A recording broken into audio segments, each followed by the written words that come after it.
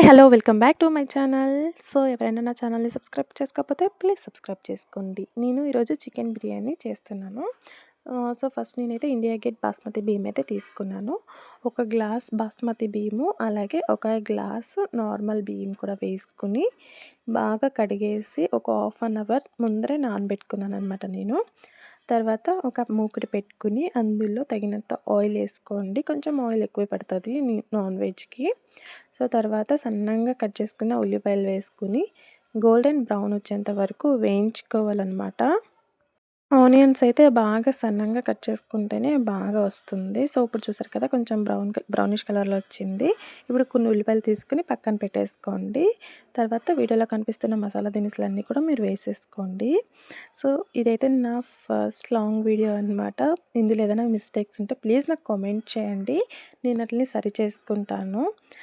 So తర్వాత ఇవన్నీ ఒకసారి వేసుకుని కలిపేసుకున్నాక అందులో 2 టేబుల్ స్పూన్లు అల్లం వెల్లుల్లి పేస్ట్ అయితే నేను వేసుకున్నాను. సో తర్వాత బాగా మిక్స్ చేసేసుకోండి. అందులో ఒక గుప్పెడు కొత్తిమీర, ఒక గుప్పెడు పుదీనా వేసుకుని బాగా కలిపేసుకుని అది కొంచెం మగ్గాక అందులో 1/2 kg చికెన్ని బాగా వాష్ చేసేసుకుని వేసుకోవాలి. అది ఒకసారి బాగా కలిపేసుకొని అందులోనే మీ టేస్ట్కి తగినంత సాల్ట్, అలాగే కొంచెం చిటికెడు పసుపు కూడా వేసుకుని ఒకసారి బాగా మిక్స్ చేసేసుకుని మూత పెట్టేసుకోవాలి. మీడియం ఫ్లేమ్లో పెట్టండి, అది మగ్గుతూ ఉంటుంది. సో ఆ లోపల ఒక చిన్న గిన్నెలో 200 గ్రామ్ కర్డ్లో తీసుకొని బాగా మిక్స్ చేసేసుకోండి. 1 table spoon biryani masala, 1/2 table spoon garam masala వేసుకోండి. 2 టేబుల్ స్పూన్ కారం కూడా వేసుకొని బాగా మిక్స్ చేసుకోండి. మీరు ఇంకా కొంచెం ఎక్కువ కారం మసాలా తినేలా ఉంటే ఇంకా ఒక టేబుల్ స్పూన్స్ అన్ని ఎక్స్ట్రా యాడ్ చేసుకోండి. ఇప్పుడు చూసారు కదా, చికెన్ బాగా మగ్గిపోయింది, ఆయిల్ అనేది సపరేట్ అవుతూ ఉంది. ఇప్పుడు అది ముందుగానే మిక్స్ చేసుకున్న అదంతా కర్డ్ మిశ్రమం ఉంది కదా, అది కూడా వేసేసుకుని అందులో పచ్చిమిరపకాయలు కూడా వేసుకొని మూత పెట్టుకుని మీడియం ఫ్లేమ్లో మగ్గనివ్వండి. మధ్య మధ్యలో మూత తీసి కలుపుతూ ఉండాలన్నమాట. సో ఇప్పుడు చూస్తున్నారు కదా, ఇప్పుడైతే మొత్తం చికెన్ బిర్యానీకి అయితే రెడీ అయిపోయింది. ఇప్పుడు ఒక దాకా పెట్టుకుని ఎసరికి పెట్టుకోండి. అందులో సాజీరా మళ్ళీ ఆకు వేసుకుని బిర్యానీ ఆకు వేసుకోవాలి.